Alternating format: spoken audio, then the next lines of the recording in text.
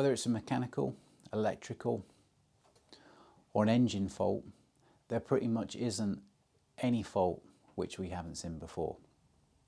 Bamford Rose has become known as the garage that fixes problems that others can't. This isn't just words, this is true. We get lots of cars from franchise dealers and other independents where they throw the towel in and they can't resolve and they get sent here.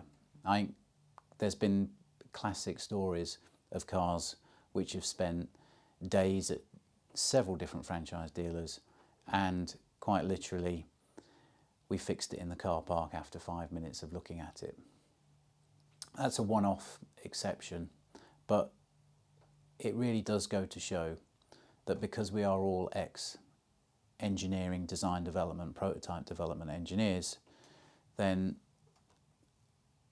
that knowledge and how we approach jobs combined with our intimate knowledge over the last 20 years on these cars really means that there isn't anything that we haven't seen before, and even if it's something new, our engineering approach and philosophy gets us to the root cause of problem diagnostic really, really quick.